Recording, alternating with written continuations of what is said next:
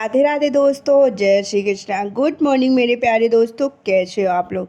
I hope आप लोग अच्छे होंगे और आपकी पढ़ाई लिखाई भी अच्छी चल रही होगी दोस्तों। कि जैसे कि आपको पता है कि आज हम लोग के एमपी पुलिस कांस्टेबल के टारगेट जो हमने 45 डेज़ का बनाया है उसका डे 10 है। आज की इस वीडियो में मैंने आप सभी के कमेंट बहुत ज़्यादा देखे कि दीदी प्लीज़ मैथ्स और रीजनिंग के लिए कुछ स्ट्रेटजी बनाओ कि हम सारी चीज़ों को कंप्लीट कर लेंगे। तो मैथ्स और रीजनिंग से रिलेटेड ये सारी वीडियोस रहेंगी। ये वीडियो पूरी कंप्लीट रहेगी।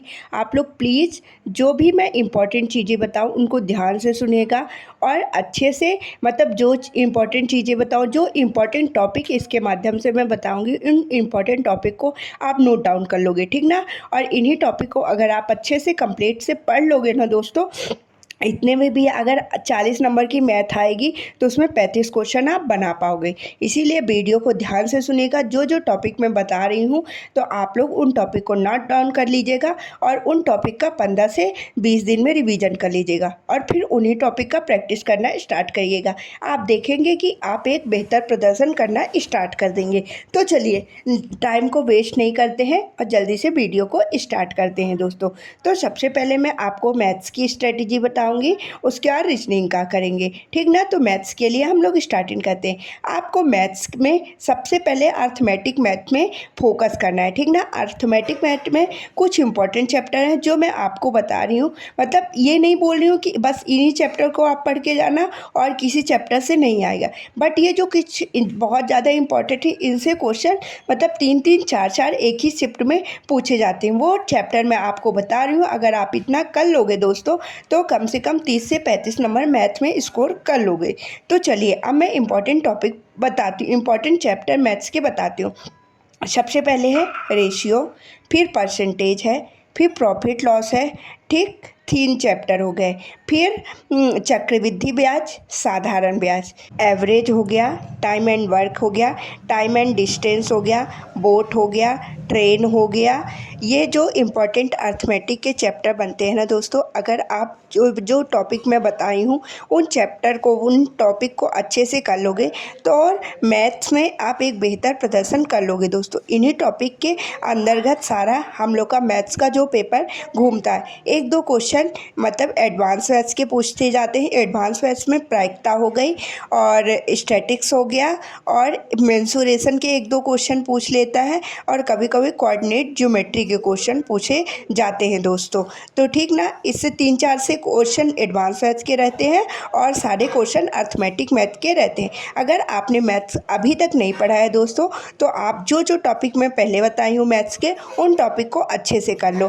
फिर मतलब प्रीवियस ईयर पेपर लगाना स्टार्ट करो दोस्तों। प्रीवियस ईयर पेपर लगाओगे तो आपको एक आइडिया अपने से भी हो जाएगा कि कौन से टॉपिक के क्वेश्चन ज़्यादा पूछे गए हैं और बार बार पूछे जा रहे हैं। तो उस टॉपिक में आप ज़्यादा फोकस कर पाओगे दोस्तों। वो टॉपिक आपसे बनता है कि नहीं बनता है, उस टॉपिक के क्वेश्चन आप बना पा रहे हो कि नहीं बना पा रहे हो। अगर प्रीवियस ईयर प्रैक्टिस करोगे तो आप सारी चीज़ों को अच्छे से समझ में पाओगे दोस्तों। अगर आप अपने से करोगे तो अपनी कमियों को आप खुद निकाल पाओगे, ठीक ना। मैं बता सकती हूँ कि हमें क्या क्या पढ़ना है, बट आपको पढ़ना आप ही को है। आप ही को सारी चीज़ें समझ के कैसे क्या करना है वो आपको डिसाइड करना है दोस्तों। मैं सिर्फ आपको सारी चीज़ों को अच्छे से बता पाती हूँ दोस्तों। आई होप आप लोग को मैथ्स की जो भी स्ट्रेटजी मैंने शेयर की है आपको अच्छे से समझ में आ गई होगी। और हाँ, एक बात और, अब आपका डाउट आएगा कि दीदी हम मैथ्स पढ़े कहाँ से, ठीक ना। तो उसके लिए मैं आपको बता देती हूँ। आपने अगर मतलब कंपटीशन की तैयारी करना स्टार्ट की है तो पहले से आपने किन्हीं सर का बैच लिया होगा। तो अगर आपके पास कोई भी जिन भी सर से आप लोग अभी तक पढ़ रहे हो उनका बैच है तो उनसे आप सारी चीज़ों को कंप्लीट कर लो। या फिर किसी का भी बैच नहीं है तो आप यूट्यूब में सर्च करो टॉपिक वाइज। चाहे आप आदित्य रंजन सर से पढ़ सकते हो, गगन सर से पढ़ सकते हो, या आदित्य पटेल बिना इंस्टीट्यूट के जो है उन सर से आप टॉपिक वाइज यूट्यूब में सर्च करके सारे चैप्टर कंप्लीट कर सकते हो दोस्तों।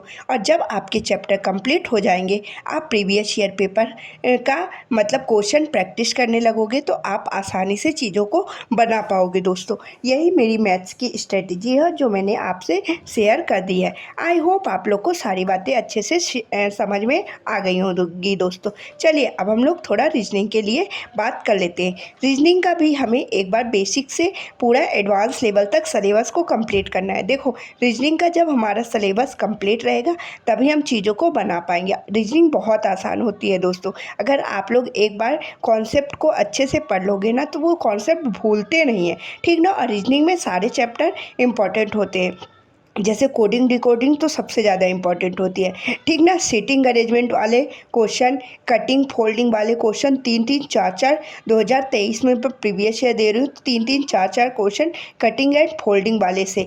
वेन डायग्राम हो गया, ठीक ना। कथन निष्कर्ष हो गए, ये सारे टॉपिक हो गए जो रीजनिंग से इंपॉर्टेंट रहते हैं। लगभग रीजनिंग के सभी टॉपिक ही इंपॉर्टेंट रहते हैं। ब्लड रिलेशन हो गया, पजल वाले क्वेश्चन रहते हैं। तो आप एक बार दोस्तों क्या करो कि रीजनिंग को बेसिक से एडवांस लेवल तक सारे चैप्टर, अगर आपको रीजनिंग में कौन कौन से चैप्टर है, कौन कौन से पढ़ने हैं, ये आपको नहीं पता तो आप लोग कमेंट बॉक्स में बताइएगा दोस्तों। मैं मैथ्स और प्लस रीजनिंग का कम्युनिटी पोस्ट में सारे चैप्टर को पोस्ट कर दूंगी कि कौन कौन से चैप्टर आपको पढ़ना है दोस्तों। आप लोग कमेंट करके ज़रूर बताइएगा तो मैं पोस्ट कर दूंगी। तो इस तरह से आप रीजनिंग को भी पूरा एक बार सिलेबस को कंप्लीट कर लीजिए। उसके बाद प्रैक्टिस करिए दोस्तों। रीजनिंग के सेक्शनल मॉक टेस्ट दीजिए। उस सेक्शनल मॉक टेस्ट में देखिए कि आपके कौन से टॉपिक के क्वेश्चन बन रहे हैं, कौन से टॉपिक के क्वेश्चन आप नहीं बना पा रहे हो। वो चीज़ें आप जब समझ पाओगे ना, जिन भी टॉपिक के आपके क्वेश्चन नहीं बना पाओगे, उस टॉपिक को दोबारा से आप पढ़ोगे, फिर से मॉक टेस्ट दोगे, फिर से प्रैक्टिस करोगे। बोलते हैं ना, करत करत अभ्यास के जड़मत होते सुजान, रसरी आवत जाता है सिल पर बढ़त निशान। जब आप बार बार प्रैक्टिस करोगे ना दोस्तों, तो सारी चीज़ों को आप बहुत अच्छे से बना पाओगे। आप अपनी गलतियों में सुधार करने की कोशिश करोगे दोस्तों। आई होप आप सारी चीज़ों को अच्छे से समझ में गए होंगे दोस्तों।